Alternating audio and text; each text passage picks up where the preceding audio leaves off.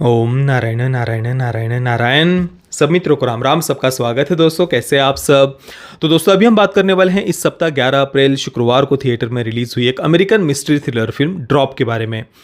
सबसे पहले तो मैं आप सभी मित्रों से क्षमा चाहता हूं इतना देरी से इसका रिव्यू करने के लिए, क्योंकि देखिए इस सप्ताह बहुत सारी फिल्में थिएटर में रिलीज हुई थी। 10 तारीख को द मैच्योर और चार्ट रिलीज हुई थी, फिर 11 को गुड बैड अगली और अकाल, इन चारों के तो रिव्यू मैंने कर दिए हैं। ये चारों फिल्में हमारे यहाँ पर लगी थी। बाकी की और भी 3-4 फिल्में थी जो हमारे यहाँ पर नहीं लगी थी, जैसे कि डॉगमैन एक एनिमेटेड फिल्म है अमेरिकन, और वॉरफेयर फिर से एक हॉलीवुड की फिल्म, और ड्रॉप जिसके बारे में अभी हम बात करने वाले हैं। डॉगमैन और वॉरफेयर का रिव्यू भी मैं जल्दी ही अपलोड करने वाला हूं। तो ड्रॉप मात्र 1.5 घंटे की फिल्म है। इसे डायरेक्ट किया है क्रिस्टोफर लैंडन ने, जो इससे पहले पैरानॉर्मल एक्टिविटी का 5वां पार्ट, हैप्पी डेड डे का 2nd पार्ट, इस प्रकार की कुछ हॉरर फिल्मों को वे इससे पहले डायरेक्ट कर चुके हैं।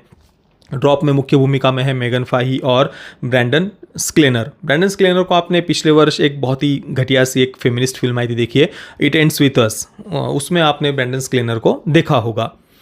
ड्रॉप मैं बिल्कुल ही ज़ीरो एक्सपेक्टेशंस के साथ इस फिल्म को देखने के लिए गया था, क्योंकि आजकल बहुत सारी सी फिल्में हॉलीवुड की मैं बात कर रहा हूँ जिनका ट्रेलर वगैरह तो बहुत इंटरेस्टिंग होता है, फिर फिल्में डिसअपॉइंट करती है। हाल ही में कई सारी ऐसी फिल्मों के हमने रिव्यू भी किए हैं, छोटी मोटी कई सारी फिल्में हर सप्ताह आती रहती है। तो ड्रॉप भी मैं ऐसा ही सोच कर गया था कि यार चलो होगी, बिल्कुल ज़ीरो एक्सपेक्टेशंस के साथ मैं गया था, परंतु फिल्म ने मुझे सरप्राइज़ किया। फिल्म अच्छी थी। 1-2 बातें हैं जो मुझे नहीं पसंद आई। एक तो है फिल्म में एक सबप्लॉट है, वही फेमिनिस्टों का जो रोना धोना होता है वो एक सबप्लॉट है, और दूसरा फिल्म का जो 2nd हाफ है, इन 2 बातों ने थोड़ा सा, एक तो वो उस सबप्लॉट ने तो बहुत डिसअपॉइंट कहने की अपेक्षा कोई आवश्यकता नहीं थी उस सबप्लॉट की, और दूसरा जो 2nd हाफ है उसने वो थोड़ा सा हमें डिसअपॉइंट करता है, पर ओवरऑल फिल्म अच्छी थी। अब एक मिस्ट्री थ्रिलर है तो मैं कहानी वगैरह आपको कुछ ज़्यादा बताऊंगा नहीं, परंतु शुरुआत में थोड़ा सा एक प्रीमिस केवल अगर बताना हो कहानी का, तो वायलेट गेट्स फिल्म का मुख्य पात्र है। मेगन फाही ने एक कैरेक्टर प्ले किया है। एक विधवा माँ है, पति की मृत्यु हो चुकी है कई वर्ष पहले, शायद 4-5 वर्ष पहले। जिस सबप्लॉट की मैं बात कर रहा था, फिर से वही दरिंदा पति, वही पत्नी को मॉन्स्टर दरिंदा पति जैसा कि दिखाते हैं, पत्नी पर बहुत अत्याचार करता था, मेंटली अनस्टेबल था वगैरह वगैरह, और वो विक्टिम थी, ऑब्वियसली पत्नी विक्टिम थी। वही रोना धोना शुरुआत में दिखाया है, और अभी कई सारी दुनिया भर की महिलाओं को वो सपोर्ट वगैरह भी देती है। हाँ, क्योंकि मैं दुनिया भर में दरिंदे पति और पुरुष ही तो वही तो सबसे बड़ी समस्या आज बची हुई है जो भी है। तो इस प्रकार से ये कैरेक्टर हमें इंट्रोड्यूस कराया जाता है वायलेट का। तो अभी कई वर्षों के बाद में पहली बार वो क्या कहते हैं अंग्रेज, क्या वो डेट वगैरह पर वो कुछ जाने वाली है किसी हेनरी नाम के व्यक्ति के साथ में। तो अपनी बहन को उसने घर पर बुलाया है, उसका 5-6 वर्ष का जो बेटा है उसका ध्यान रखने के लिए। तो बहन के साथ बेटे को छोड़ करके वो जो भी वो डेट वगैरह है उस पर वो एक एलिट रेस्टोरेंट में जाती है, पैलेट नाम के।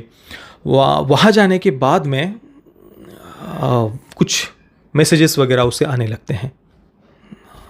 अब उन मैसेजेस कौन भेज रहा है, क्या है, कुछ भी पता नहीं है, परंतु उसे कुछ बहुत व्यक्तिगत पर्सनल ऐसी कुछ जानकारी वायलेट के बारे में पता है, तो वो डरने लगती है। अब इसके बाद में अभी मैसेजेस कौन भेज रहा है, क्यों भेज रहा है, उसका उद्देश्य क्या है, वो वायलेट के बारे में सब बातें कैसे जानता है, क्यों जानता है, और वो क्या उससे करवाना चाहता है वगैरह वगैरह, ये सब कुछ जानने के लिए आपको फिल्म देखनी पड़ेगी। देखिए टेक्निकली फिल्म वेल मेड है, बहुत बढ़िया, अच्छे खासे प्रोडक्शन वैल्यू के साथ में बनी हुई फिल्म है। परफॉर्मेंसेस बहुत बढ़िया है, रेस्टोरेंट का जो वातावरण वगैरह, सेट वगैरह, वो बढ़िया लगता है। फिल्म दिखने में बहुत सुंदर लगती है। प्रेजेंटेशन भी बढ़िया था। शुरुआत में हमारा इंटरेस्ट कहानी में बिल्कुल बनता है। मुझे तो फिल्म फ़ोन उठाने की भी इच्छा नहीं हुई। फिल्म के लगभग फर्स्ट हाफ में मैसेजेस वगैरह जो आ रहे हैं वो हम स्क्रीन पर रीड करते रहते हैं, बड़े बड़े अक्षरों में स्क्रीन पर लिख कर आते रहता है लगभग पूरी फिल्म में ही, 90% फिल्म में, क्योंकि तब तक भी पता नहीं चलता ना कि कौन है क्या है। तो उसके मैसेजेस वगैरह उससे फ़ोन पर आ रहे हैं, तो मैसेजेस स्क्रीन पर बड़े बड़े बोल्ड लेटर्स में लिख कर आते हैं। तो हमारा ध्यान स्क्रीन पर बने रहता है कि यार कोई मैसेज मिस ना हो जाए, क्योंकि वो पढ़कर वगैरह नहीं बताया जा रहा, जल्दी जल्दी वो मैसेजेस सामने से निकल भी जाते रहते हैं। तो वो भी एक कारण है कि हम बिल्कुल स्क्रीन से चिपके रहते हैं और दूसरा, शुरुआत में तो कहानी में भी हमारा इंटरेस्ट बनता ही है, परंतु फिर लगभग आधी फिल्म हो जाने के बाद में सब कुछ बहुत प्रिडिक्टेबल सा हो गया था। हालांकि फिर भी हम अंदर से ये एक्सपेक्ट करते हैं कि यार मैं जैसा सोच रहा हूँ, जो मैं प्रिडिक्ट कर रहा हूँ वैसा ना हो, शायद कुछ अलग डायरेक्टर दिखाए, परंतु अंदर से ऐसा भी लग रहा होता कि शायद यार कुछ अनप्रिडिक्टेबल सा नहीं होगा, जो हम सोच रहे हैं वैसा ही होगा, और वैसे ही फिल्म फिर आगे बढ़ती जाती है। तो वो एक थोड़ा सा माइनस पॉइंट मैं कहूँगा। सेकंड हाफ में जाने के बाद में काफ़ी सारी बातें प्रिडिक्टेबल हो जाती है। मतलब पहला ही टास्क, जब जो ये व्यक्ति मैसेजेस भेज रहा है, जब वो पहला टास्क वायलेट को देता है कि ये करो सबसे पहले, अब वो क्या है क्या नहीं वो आप फिल्म में देखना, पर पहला ही टास्क जब वो देता है उस समय ही लगभग 90% हमारा इंटरेस्ट कम हो जाता है, क्योंकि फिर भाई टास्क वो जब हमें पता चलता है तो है यार ये इसका उद्देश्य है, इस कारण से ये मैसेजेस वगैरह भेज रहा होगा, वो बात पता चल जाती है। तो जिस व्यक्ति पर हमारा थोड़ा सा संशय होता है वो बात भी चली जाती है कि यार ये तो नहीं हो सकता, फिर जो टास्क उसने दिया उसके अनुसार। तो इस कारण से फिर उसके उस पहले टास्क के बाद में ही हमारा इंटरेस्ट फिल्म में कम हो जाता है, पर तब तक फिल्म बहुत इंटेंस कही या कम से कम हमें एंगेज रखती है, बांध करके रखती है।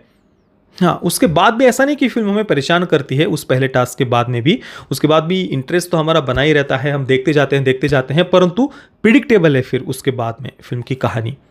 पर ओवरऑल एक अच्छा एक्सपीरियंस था उस एक सब प्लॉट की जो मैंने बात की। आजकल हर एक फिल्म में वही दरिंदा पति वगैरह, हर फिल्म में वही देख देख कर आदमी वैसे भी परेशान हो जाता है। और सच कहे तो उस सब प्लॉट का कहानी के साथ में कोई कनेक्शन ही नहीं था। इवन वो जो फ्लैशबैक के सीन्स दिखाए हैं उसके दरिंदे पति के, वो अगर आप फिल्म में से कट भी कर देंगे तो भी ओवरऑल फिल्म पर, कहानी पर कुछ भी असर नहीं होगा, कुछ भी नहीं। उन सीन्स की कोई आवश्यकता भी नहीं थी। तो चलिए, जो भी है, ओवरऑल फिल्म अच्छी थी। आप अगर देखना चाहें तो देख सकते हैं, बस कुछ ज़्यादा ऐसे एक्सपेक्टेशंस वगैरह मत रखना। तो मैं ड्रॉप को दूंगा 7 out of 10 stars. Parental guidance की बात करें तो ए सर्टिफिकेट के साथ इसे थिएटर में रिलीज़ किया गया था। हालांकि मैं समझ नहीं पाया कि ए सर्टिफिकेट क्यों दिया गया था, क्योंकि फिल्म में ऐसी कोई सेक्स या न्यूडिटी वगैरह तो नहीं थी, कुछ वायलेंस वगैरह भी ऐसा कुछ खास नहीं था। हो सकता है कि स्ट्रॉन्ग लैंग्वेज वगैरह उसके कारण दिया गया हो, और वो भी कुछ मुझे कारण समझ में नहीं आया। जो भी है, बाकी जिन मित्रों ने इस फिल्म को देखा है, आपका अनुभव कैसे रहा मुझे आप नीचे कमेंट में अवश्य बताना। ये वीडियो देखने के लिए आप सभी मित्रों का बहुत बहुत धन्यवाद। जय श्री राम, वंदे मातरम।